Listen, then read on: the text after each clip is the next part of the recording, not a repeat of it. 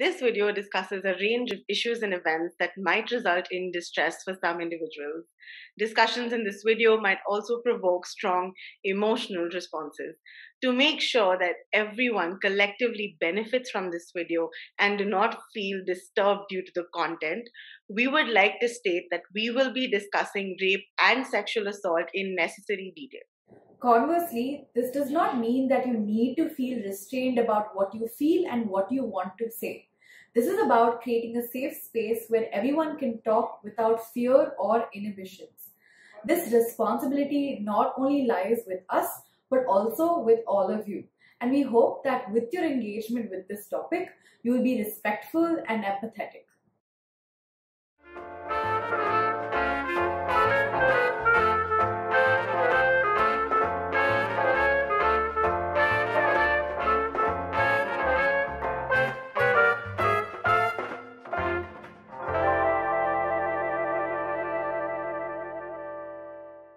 Welcome back. Part 1 of this episode, we spoke to you about the history of rape legislation in India. In part 2, we told you about rape laws and where they stand today and what needs to be changed to further improve them. If you haven't checked them out already, the links are in the description down below, or you can click up here as well. For today's video, part 3, we will be looking at all the other sexual offenses that are covered in the IPC and the stereotypes that come along with them. And if you were ever curious about what your modesty is, we will be letting you in on a little known trade secret in the courts of India. Centuries, humans have been asking themselves, what is love? And Bollywood has given us some answers, but how many of them are crimes? Let's start with 354. It punishes an assault using criminal force by a man on a woman with an intent to outrage her modesty. This section places an undue importance to the intentions of the man as opposed to the woman's feelings. So even if a woman felt outraged, it would not matter to the court if the man had no intention to do so.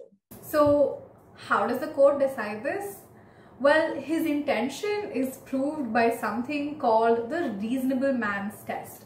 So this means that if a reasonable man believes that the act would outrage a woman's modesty, then he ought not to have done it. Hello, Ramya, what are you looking for, bro? A reasonable man, bro. जिसे ढूंढता हूँ मैं हर कहीं जो कभी मिली मुझे है नहीं मुझे जिसके प्यार पर हो यकीन वो लड़की है कहाँ. Also, what modesty of a woman means is nowhere defined under Indian law.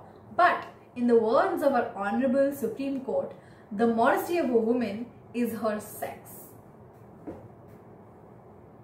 Wait, Ramya, I still don't get it. What is my modesty and why don't men have it? Prerna, you know, man. You know what this means. Have you not seen this chart? Welcome to a lesson in modesty. In Bollywood and real life, if a woman smokes, she is immodest, loose, and even promiscuous. But if a man smokes, he is cool. Secondly, if a man is sexually active, he is said to be charming, a womanizer, and just a good-looking guy with sexual needs. But if a woman does it, she's a sex addict, a hopeless rebel, and even immoral. This is sadly a reality. These stereotypes about our modesty are what largely informs our laws and judgments. We've seen this in our own university when a girl alleged rape against 4 men.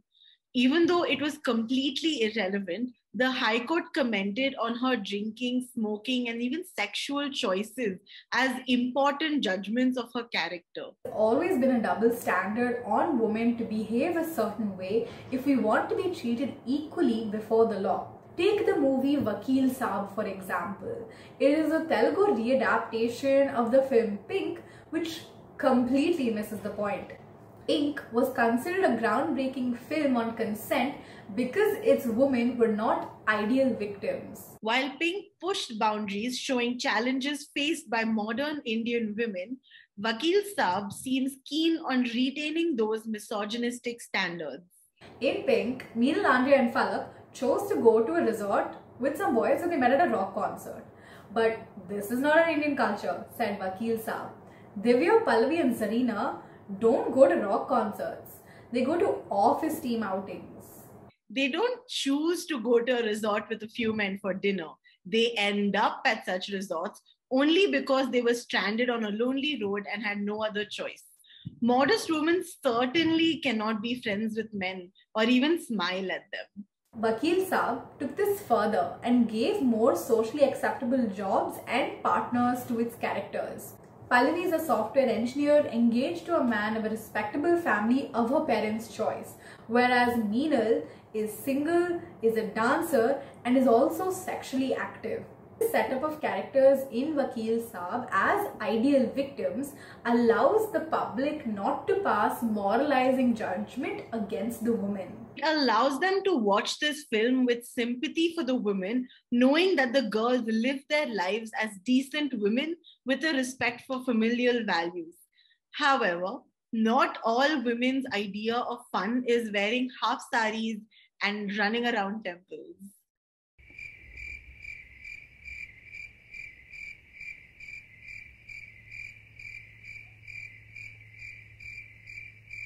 Becomes obvious through this is that society will provide justice to women who have been wrong, but only if they behave in a way that is morally acceptable to Indian culture. Women like Meenal, Falak, and Andrea, the wrong committed towards them is seen as inevitable because they led independent lives, made independent choices without obeying societal expectations. They defy the idea of a moral and a modest woman, and that is what makes Pink a film in the right direction. Despite the massive savior complex of Amitabh Bachchan, the film says what needs to be said, especially on the big screen. Big leaps for Bollywood, huh? Ain't Rao, what is this? I get that we make a few bad movies and all, but you took a shitty movie we made, gave it a bigger budget, added more talented, popular actors, and marketed it as a must-watch film. That too during the height of the Me Too movement. While thousands of women were coming out with the stories of sexual harassment and abuse, you guys released a film glorifying it. Excuse me? Yes, but this didn't go unnoticed, okay? A lot of people spoke out against the misogyny and the sexism in the film, the toxic masculinity, and the violence that was perpetrated in the name of love. Many even proceeded to boycott it. Well, now that we're talking about Kabir Singh anyways, let's talk about sexual harassment and stalking.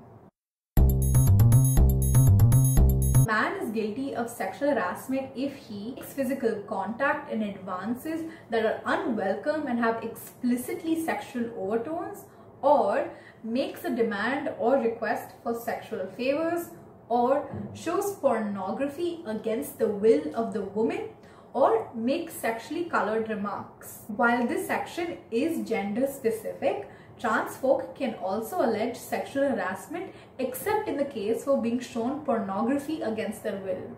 Alongside this, Kabir Singh also is tone deaf to stalking. But sadly, stalking is a recurring theme in almost all Bollywood movies. Ladies, you deserve love.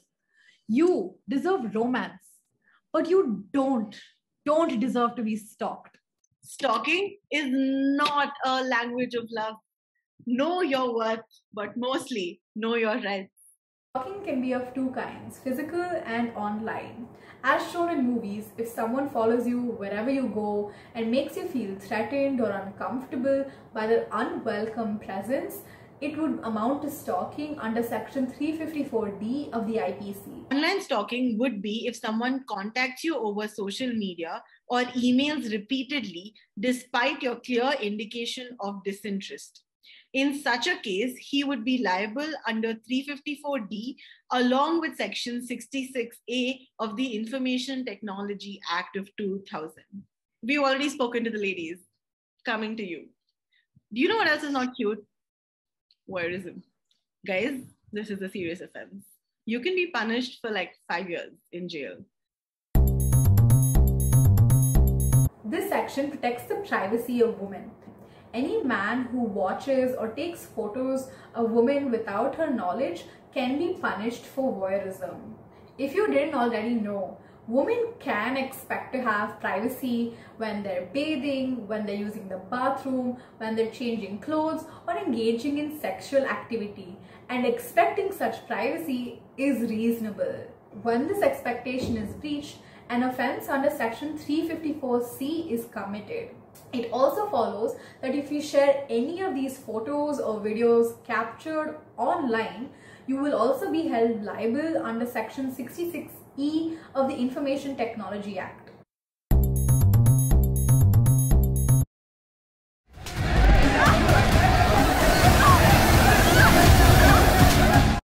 This clip is based on a real-life incident from the eminent politician Jayalalitha's life. The act itself is horrific, but for it to happen in open assembly amongst elected leaders and peers is a whole new level of horrible. An attempt to disrobe a woman is actually a crime under the Indian Penal Code. And if Durai Murugan had attempted this today, he would have been tried under section 354B under the Indian Penal Code. One major blind spot in the law is giving leeway to armed forces. In places like Kashmir and Northeast India, the Armed Forces Special Powers Act gives immunity to military personnel for all the sexual offences they committed while on duty in such areas. Section 6 of the AFSPA says that you need permission from the central government before filing an FIR against a uniformed personnel. Who is this woman who has the government on her speed dial? This, especially at a time where anyone who questions the army can be labeled as anti-national. It is almost always that the government refuses to give such permission. The inaccessibility of permission, along with the fear of filing a case, means that the armed forces receive a blanket immunity for the crimes that they commit. Classes! Hey, Indian Army, come on!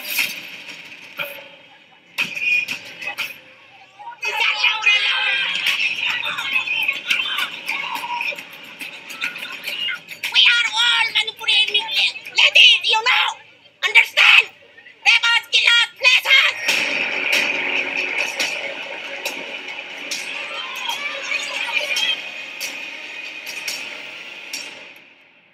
This was a powerful demonstration by Manipuri women against the atrocious sexual offences they face at the hands of military personnel on a daily basis. They are still waiting justice. In democracies such as India, the armed forces cannot be above the law, and the crimes committed during wars and armed conflict cannot be condoned. The Justice Verma Committee recommended that sexual violence against women by members of the armed forces or uniformed personnel must be brought under the purview of ordinary criminal law. So AFSPA must not be used to shield any members of the armed forces accused of sexual violence. However, it still does, as the parliament refused to accept this recommendation. This is the law as of today. It has taken years of resistance, activism, and lobbying by feminists, academics, civil society, and lawyers to get to the place we are today. However, it's very important to remember that both the law and judges' interpretation play hand in hand in how we understand our rights and interpret the law. We're not done yet, but maybe there's some hope. Law is not perfect, and maybe it'll never be, but it can at least be better than it is today. This brings us to, where do we go from here? Firstly, we can start off by teaching children at a very young age about consent, bodily autonomy, and respect for each other's boundaries. Secondly, not a matter of family honor. It is not a matter of community, and it is definitely not a matter of shame. Women have been looped into a vicious cycle of shame and honor. This discourages them from reporting crimes of sexual offences against them. In other words, a woman seems to be risking her reputation and honor every time she reports a crime of sexual abuse against herself. This view must change. nobody should be made to feel any sense of stigma or shame in the event of sexual harassment or assault. What we can do is normalize conversations around rape and sexual assault amongst us, be it friends, family, neighbors, acquaintances, or even your date. We should be able to talk about it. Looking back on the Me Too movement, we can now pick out many of its flaws. But the one thing it did do was show how normalized and often sexual assault occurs. So the more we try to hush the conversation, the easier it becomes to sweep this national crisis under the rug. Hope you guys found this interesting. This brings us to the end of our first episode. Do shout out in the comments down below about what you thought about it, if you have any other different opinions or ways we can go about improving sexual harassment laws in India. And until our next video about what can we learn from Pink, like, share and subscribe, and we'll see you very soon. Bye!